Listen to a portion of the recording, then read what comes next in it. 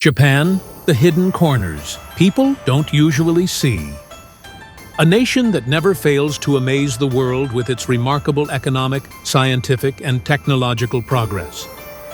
But behind that dazzling modern facade, Japan harbors countless curiosities, sometimes shocking and utterly unexpected. Let's delve deeper, uncover those lesser-known secrets, and discover that Japan is so much more than just anime, bullet trains, and cherry blossoms. It's a world full of paradoxes, of things that seem almost unbelievable. Are you ready for an adventure full of surprises? Let's begin. 1. The Phantom Capital. When the definition of capital is turned upside down. When we think of Japan's capital, the natural reflex is to immediately picture Tokyo, a bustling modern metropolis and one of the world's top 3 economic command centers, on par with London and New York. However, the harsh truth is that Tokyo is just a temporary capital, because Japan doesn't officially have a capital. Sounds crazy, right? But the Japanese view of a capital is completely different from ours. For them, the capital isn't a fixed location, but rather, it's wherever the emperor resides. Throughout history, Japan's capital has changed owners many times. From 794 to 1868, Kyoto was the home of the emperor, and of course, it was the capital of the land of the rising sun. After 1868, when the emperor moved house to Edo, which was later renamed Tokyo, meaning Eastern Capital, Kyoto became known as Saikyo, or Western Capital. Then, in 1950, the Japanese government decided to lock in Tokyo as the capital. But incredibly, just 6 years later, they backtracked for reasons nobody really knows. To this day, Japan's constitution doesn't have a single line officially designating a capital. So, technically, Japan is a country without an official capital. Sounds like a joke, but it's true. Just imagine if our country changed capitals every few years, we'd probably be as mind-blown as the Japanese. 2. Free villas. A golden opportunity or a sweet trap? This sounds like something straight out of a fantasy, but it's 100% real. Japan, there are thousands of villages selling homes for 0 yen. No, you didn't mishear me.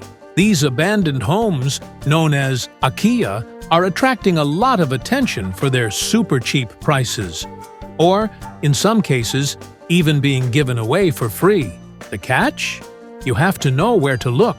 Normally, buying a house in Japan will cost you anywhere from 500,000 to a cool 20 million yen, depending on the location, time, and condition.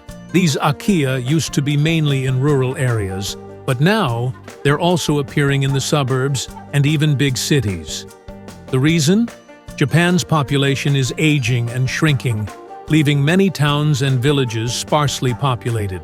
These abandoned properties are being managed by local authorities, who list them on online real estate websites called Akiya banks. You can find homes selling for unbelievably low prices, or even free on these sites. The buyer just needs to pay the taxes and a small brokerage fee. Some local authorities, like Tochigi and Nagano, are so generous that they even offer subsidies to new owners to renovate these homes.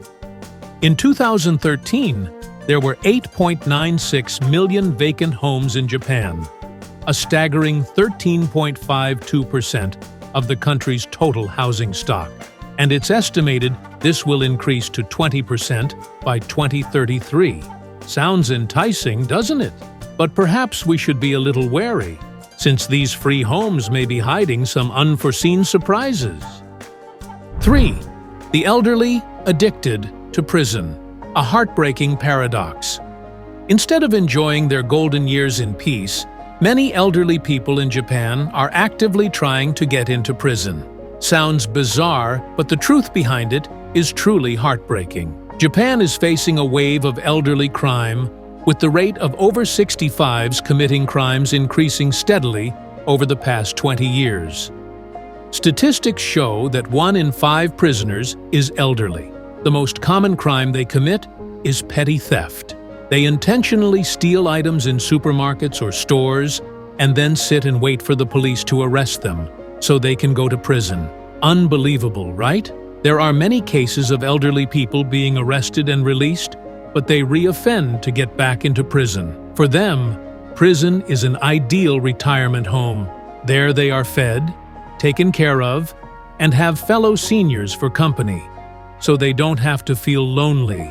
For many, prison or suicide is the only choice they have left. Intentionally committing crimes to get into prison isn't exclusive to Japan.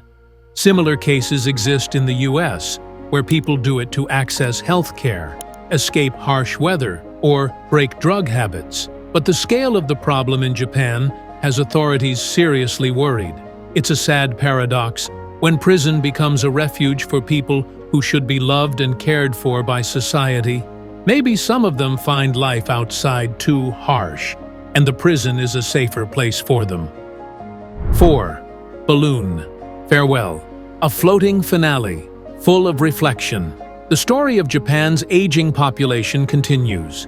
Japan currently has the highest proportion of elderly people in the world. In 2014, about 38% of the population were over 60, and 25.9% were over 65. By 2014-2022, the over 65 population had increased to 29.1%, and the sales of adult diapers have even surpassed the sales of diapers for babies. This means more elderly people are returning to the Pure Land, leading to a shortage of land for burials and graves. And land in Japan is notoriously expensive, so the final resting place isn't exactly cheap either. That's why a balloon funeral service has emerged. After passing away, the deceased are cremated, and their ashes are put into a helium-filled balloon, which is then released into the sky. One reason why many elderly choose this is because they have no children to care for their graves, and a traditional burial plot is just too expensive. For some, it's a way to float to another world, a light-hearted escape. But when you think about it, it's also a sad reflection of society, when something as sacred as a funeral becomes a necessity out of circumstance. 5. Okinawa, Land of Immortals. The secrets of longevity revealed. If you want to know the secret of living longer, then visit Okinawa Island in Japan.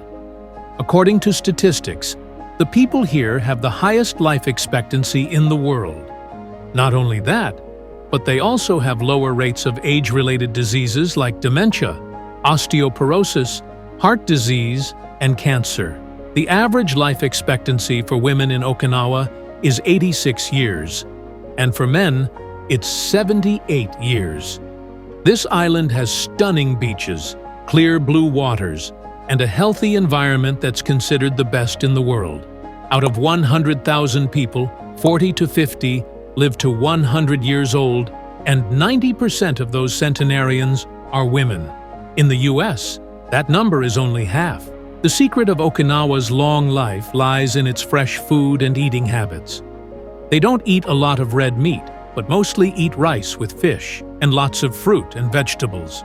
A signature dish is miga, pig's ear, which is low in fat and rich in calcium. They also eat lots of tofu, bitter melon, and sweet potatoes. Some also like to enjoy a glass of fermented rice wine called awamori every night. People in Okinawa don't believe in retirement. Even at an old age, they're still working hard in the fields, gardens, or fishing at sea. They feel that working makes their life meaningful. If you want to live longer and healthier, perhaps we should learn from the people of Okinawa, not only about their eating habits, but also their optimism and love for labor. 6. Okunoshima, the Rabbit Kingdom, a surprising transformation. Okunoshima Island, a small island in Hiroshima Prefecture, was once used for producing poisonous gas during World War II. But now, it's a haven for thousands of adorable rabbits. Just a 12-minute ferry ride from Hiroshima City, you'll be in this rabbit kingdom.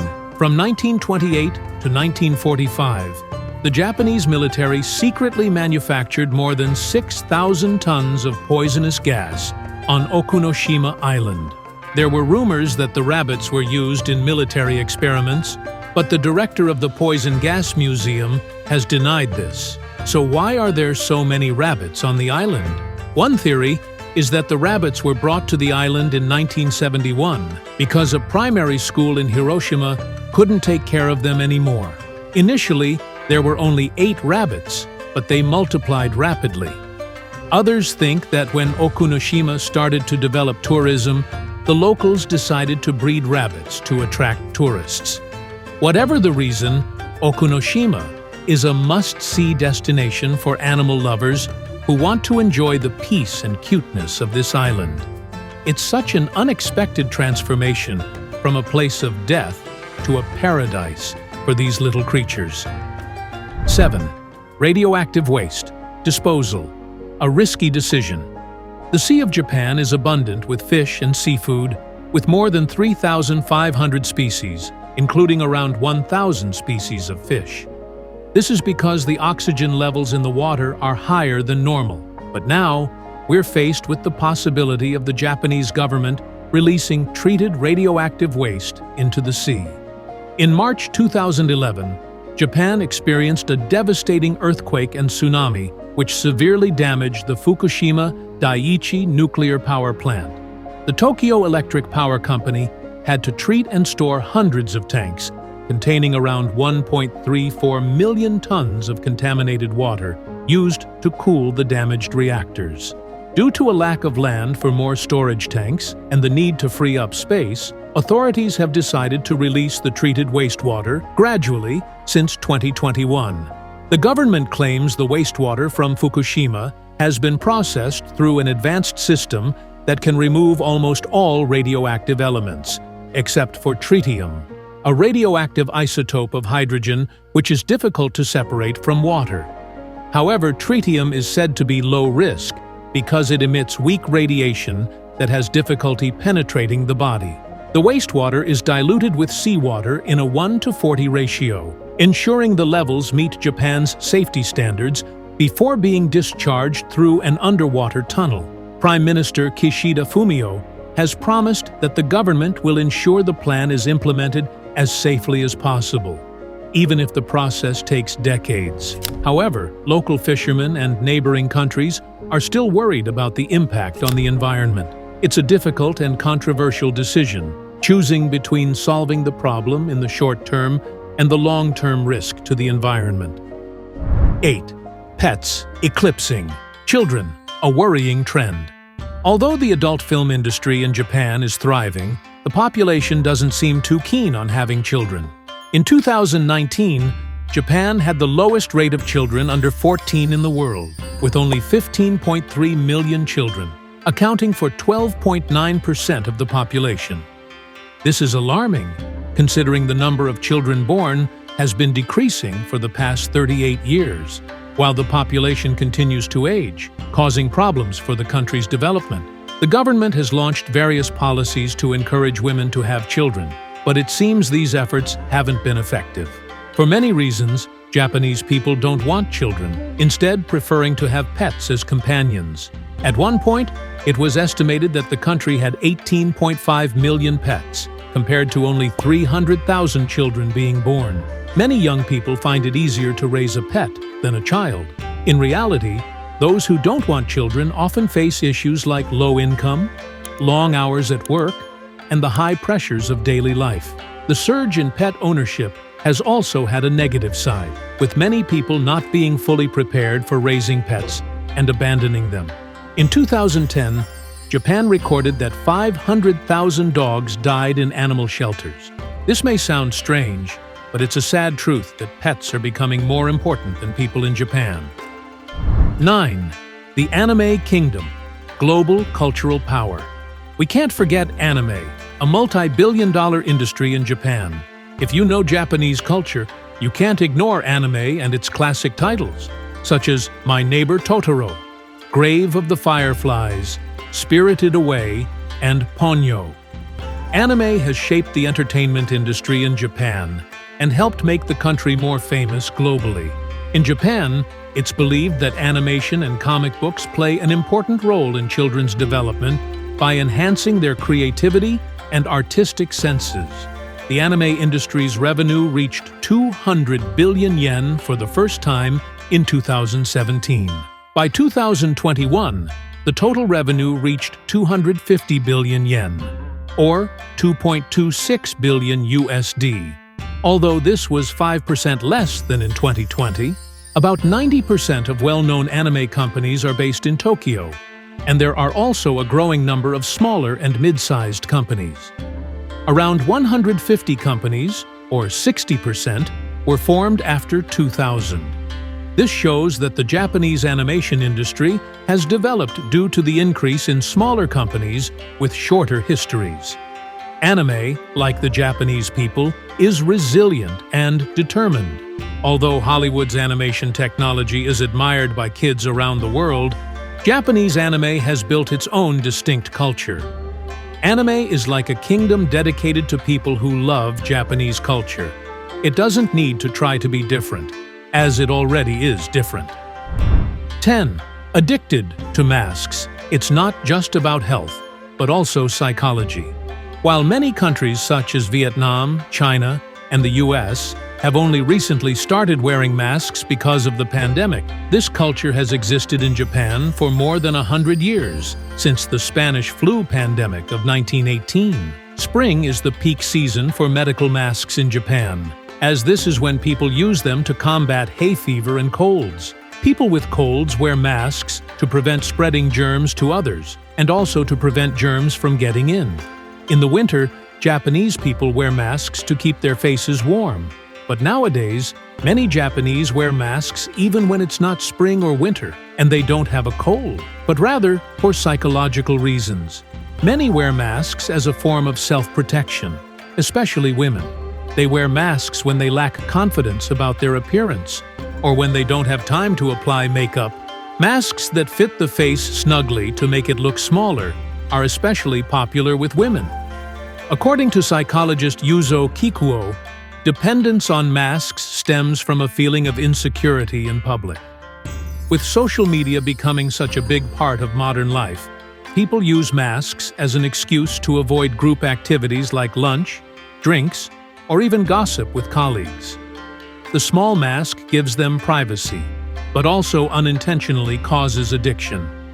Perhaps masks are not just a health item, but also a way for people to hide their feelings and insecurities. 11. Packaging that's true to detail. The opposite of illustrative purposes. Images are for illustrative purposes only, is a familiar phrase in advertisements in Vietnam, especially for food and drinks, but it's completely different in Japan. The images on Japanese packaging aren't there just for illustrative purposes. They can be almost 100% accurate. Many people visiting Japan have been surprised by how accurate the images on the packaging are compared to the real product, from the size to the color. Packaging in Japan follows many strict rules. For example, for 100% fruit juice, the packaging will show an image of the fruit sliced in half. For juices containing only 5 to 10% pure fruit juice, the packaging shows the whole fruit. And if the product contains less than 50% fruit juice, then the real fruit cannot be shown. Only drawings instead. They also show their thoughtfulness by creating braille markings for customers with visual impairments, for example on cans of beer. In Japan, blind people can easily enjoy beer just like everyone else. It's truly admirable how the Japanese try to provide quality products and the best experience for everyone. Perhaps the Japanese are trying to prove that images on our packaging don't need illustration because they are the real products themselves. 12. The free Buddhist monks. A surprising cultural difference. When we think of monks, we usually picture pure individuals who practice self-restraint, abstain from alcohol and meat, and have no desire for personal happiness. But Buddhist monks in Japan are completely different. They live a very free and comfortable life. Not only can they eat meat and drink alcohol, but they can also marry and have children. Buddhism entered Japan in the 6th century, when Emperor Kobo was a huge supporter and even exempted monks from taxes and labor. This caused many people to become monks and made Buddhism very popular. In the late Heian period, 794 to 1185, a Buddhist sect called Jodo Shinshu was formed. This sect prioritized reciting the Buddha's name over keeping vows and was very popular with the middle class. Before the Meiji Restoration, this was the only sect in Japan that allowed monks to marry and have children, with the motto, humanity and gratitude. Jodo Shinshu no longer strictly adhered to vows, but instead used religion to encourage believers to participate in war, to establish their own country. When the Meiji Restoration took place in 1868, to re-establish the emperor's authority, the government allowed the Jodo Shinshu monks to do what they wanted, whether that was to grow their hair, marry, have children, or eat meat and drink alcohol.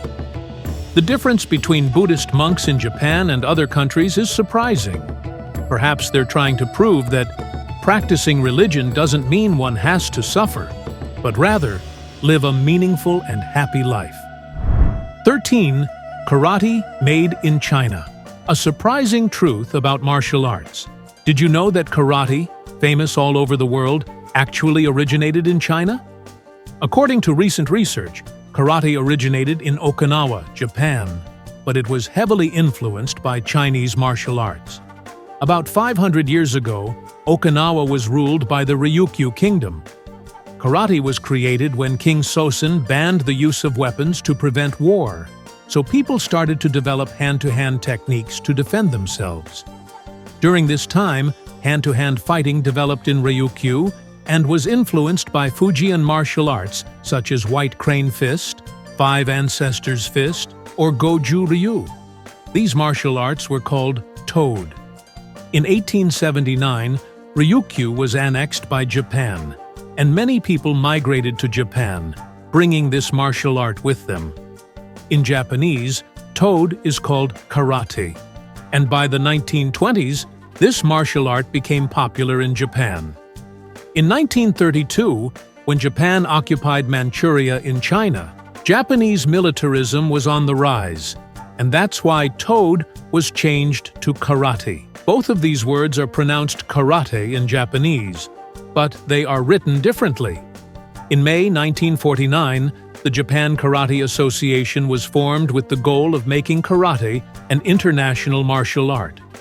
They sent talented instructors to different countries, and dojos sprouted up everywhere in the US and around the world, with millions of people learning the sport. Even today, karate remains one of the most popular martial arts in the world. It's amazing to think that karate is not entirely Japanese, but a blend of Japanese and Chinese martial arts and culture. 14. Trains that are on time like a god. Incredibly punctual, Japan has one of the highest rates of public transport usage in the world, especially trains. Japan also has a highly developed railway management system, which has impressed major countries such as Russia, the USA, and France. Japanese trains are renowned for being extremely punctual, with an average delay of just 18 seconds. To achieve this accuracy, the train operators are well-trained using hyper-realistic simulators, and each operator only drives one specific route. Many don't even need to use the speed monitor to know what speed they're traveling at. You might see people sleeping on trains, but then suddenly waking up to get off at their correct stop. That's because all the trains run on a very strict schedule. Passengers can set their alarms and wear headphones, and when the alarm rings, they know that it's time to get off. However, there are some rare cases of exceptions. In 2017, a train heading to Tokyo departed a station 20 seconds early. The train company had to publicly apologize to the passengers and promise that it would never happen again. It's so accurate. It's scary. Perhaps even clocks in Japan have to bow down to the trains. 15. Oshiya, train pushers, a unique job in Japan. And lastly, something interesting that only exists in Japan. The job of Oshiya, or train pushers. The job of an Osha is exactly what it sounds like, pushing passengers onto trains during peak hours. The job seems simple, but it requires skill, agility, and good health to ensure nobody gets stuck and everyone has space on the train. The first train pushers in Japan were part-time students.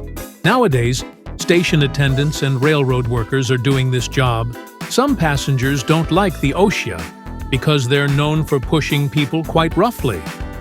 These train pushers are also known as tuna packers, but many are understanding, as it's simply the nature of the job. Thanks to these rough pushes, passengers can get on the train during peak hours. This is a unique job, which is only in Japan, where people have to squeeze themselves in to get to work on time. Conclusion. And there you have it, an interesting and shocking exploration into Japan. From free homes to unbelievable punctuality. From elderly people who love prison to the monks who live life to the fullest. From made-in-China karate to its unique customs, Japan never fails to surprise and make us think. I hope, through the facts revealed today, you have gained a better perspective of the land of the rising sun, a country not only known for its positive traits, but also with dark corners and paradoxes that are worth exploring. Thank you for joining us on this journey. See you next time with another fascinating story.